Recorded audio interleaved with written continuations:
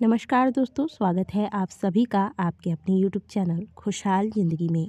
आज की वीडियो में हम बात करेंगे रंग भरी एकादशी के बारे में, जिसे कि हम सभी आमलकी एकादशी के नाम से भी जानते हैं। यूँ तो पूरे साल भर में कुल 24 एकादशी के व्रत रखे जाते हैं और ये सभी व्रत मुख्य रूप से भगवान विष्णु को समर्पित होते हैं। लेकिन रंग भरी एकादशी मात्र एक ऐसी एकादशी है जिसका संबंध देवादिदेव महादेव के साथ है। इस संबंध में शास्त्रों में ऐसा वर्णन आता है कि महाशिवरात्रि पर विवाह के बाद बाबा विश्वनाथ माता पार्वती को गौना कराकर रंग भरी एकादशी के दिन ही पहली बार काशी लेकर आए थे और इस दिन भगवान भोलेनाथ और माता पार्वती का स्वागत रंग गुलाल के साथ किया गया था। इसीलिए इसे रंग भरी एकादशी के नाम से जाना जाता है और प्रत्येक वर्ष फाल्गुन मास के शुक्ल पक्ष की एकादशी तिथि को हम सभी मिलकर रंग भरी एकादशी का त्योहार मनाते हैं। इस बार 3 मार्च 2023 को यह पर्व मनाया जाएगा। पंचांग के मुताबिक फाल्गुन मास के शुक्ल पक्ष की एकादशी तिथि की शुरुआत 2 मार्च को 6:39 पर हो जाएगी और 3 मार्च को सुबह 9:12 पर इसका समापन होगा। 3 मार्च को उदयातिथि की प्राप्ति हो रही है, इसीलिए 3 मार्च को ही रंग भरी एकादशी का पर्व मनाया जाएगा। जैसा कि नाम से ही प्रतीत होता है कि रंग भरी एकादशी का संबंध रंग और गुलालों से है और यदि आपको ऐसा लगता है कि आपका जीवन बिल्कुल बेरंग हो गया है, जीवन में कोई रंग नहीं रह गया है, जीवन बिल्कुल बेरंगी सी है, जीवन में कोई भी खुशी नहीं है, समस्याओं से घिरे हुए हैं, परेशानियों से घिरे हुए हैं, सवाल है बहुत लेकिन इनका कोई जवाब नहीं है, इच्छाएं बहुत है लेकिन ये पूरी नहीं हो पाती, तो रंग भरी एकादशी पर कीजिए एक बहुत ही सुंदर सरल छोटा सा उपाय जिसका वर्णन स्वयं शिव महापुराण की कथा के अंतर्गत किया गया है। इस उपाय को रंग भरी एकादशी के दिन कोई भी पूरे दिन में कभी भी कर सकता है। तो इस उपाय को जानने के लिए वीडियो को अंत तक अवश्य देखिएगा और यदि वीडियो अच्छी लग जाए तो वीडियो को लाइक जरूर कीजिएगा। आपका एक लाइक ही हमारे मेहनत का फल होता है। तो चलिए वीडियो को आगे बढ़ाते हैं। सबसे पहले तो आपको उपाय बता देती हूँ, फिर कुछ जरूरी बातें उपाय से जुड़ी हुई वो अवश्य सुनिएगा।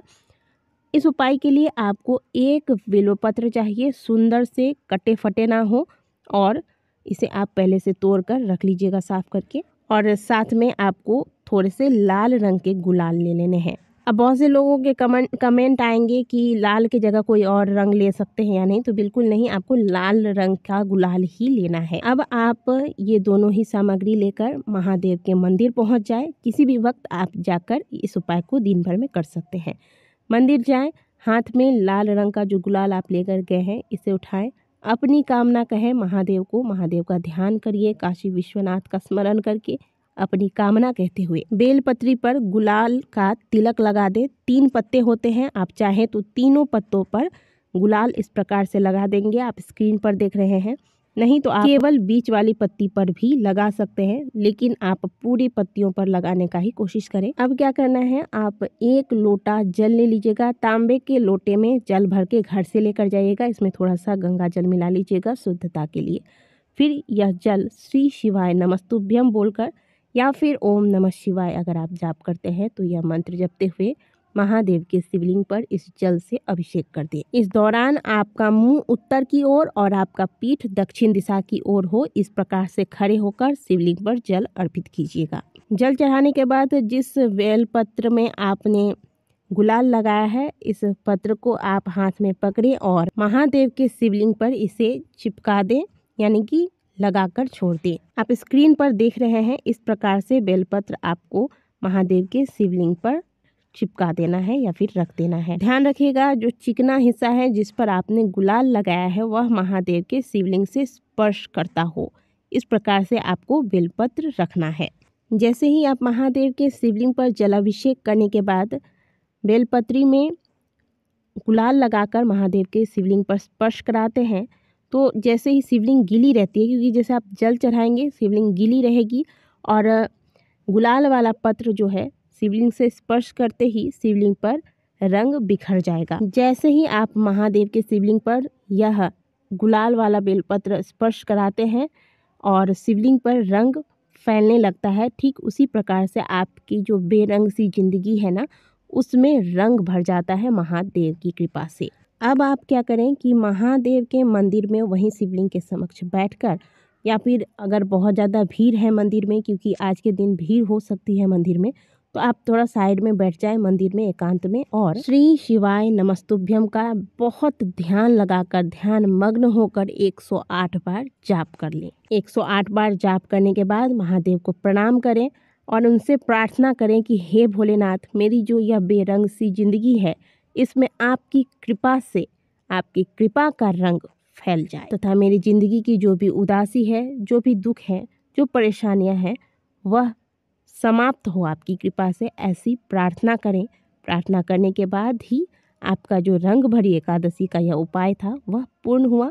आपने अपना उपाय पूर्ण किया, महादेव को प्रणाम करके वापस आ जाइए। इसके साथ ही आप आज के दिन आमलकी एकादशी के नाम से भी जाना जाता है, क्योंकि तो आप जैसे घर की पूजा पाठ करते हैं, इसके बाद आंवले के वृक्ष के पास जाएं, वहाँ की सफाई करें और 1 लोटा जिसमें थोड़े से पुष्प आप डाल देंगे और ओम नमो भगवते वासुदेवाय बोलते हुए आंवले के वृक्ष में इस जल को अर्पित करें। आंवले के वृक्ष में साक्षात भगवान विष्णु का वास माना गया है।